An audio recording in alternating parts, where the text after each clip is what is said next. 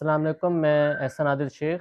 मेरी अभी अपनी फ़ैमिली के साथ मेरे वालिद हलीम आदिल शेख से मुलाकात हुई है। हमें ये बोला गया था कि उन्हें माशाल्लाह बिल्कुल सही है, सही मतलब अच्छा उनका अच्छे तरीके से रह रहे हैं वहाँ पे। मगर हम वहाँ पहुँच गए, उनसे जब मेरी मुलाकात हुई है, उसमें उनकी हालत जो हमने देखी है, वो बिल्कुल भी उनकी तबीयत तबीयत ठीक नहीं है। उनके पाँव में एक रॉड लगी हुई है और 4 दिन पहले वो बता रहे थे मुझे कि वो बाथरूम में स्लिप हो गए थे जेल के अंदर। वो रॉड अभी इतनी सूज गई है, अब हमें नहीं पता उसके अंदर फ्रैक्चर है या कोई इन्फेक्शन आ गया है।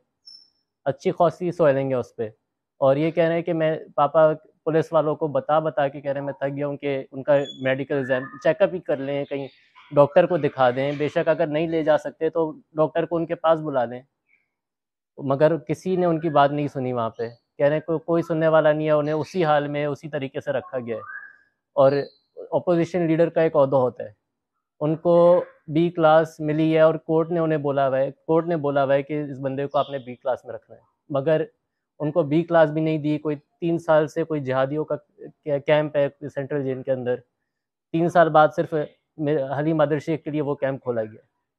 तो हम बताते हैं कि आप ये ऐसा मुजरिमों वाला सलूक एक बंदे के साथ कर रहे हैं जो अपने केस लड़ रहा है। 25-25 केस फाइल कर दिए हैं, एक में भी उस वो गिल्टी प्रूवन नहीं हुए, अभी तक लड़ रहे हैं। मतलब केस खत्म होता है, नया केस शुरू होता है।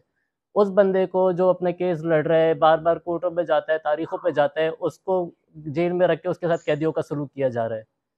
तो अभी इंशाल्लाह हमारा कोर्ट से अभी भी हम जाएंगे। हमें तो सबसे पहले हमें सब सिर्फ उनके टांग की फिक्र है अभी, और कुछ भी नहीं है। मैं बस ये चाहता हूँ कि उसका इलाज किया जाए। उन्हें अगर आप बाहर नहीं ले जा सकते, कोर्ट में आप किसी को बुला के उनका मेडिकल एग्जामिनेशन करें। हमारी अभी इंशाल्लाह हम कोर्ट में भी जा रहे हैं, कोर्ट में एप्लीकेशन लेके जा रहे हैं। इंशाल्लाह हमारी बस आला दिलिया से यही दरख्वास्त है कि उनके पाँव का चेकअप करवाया जाए।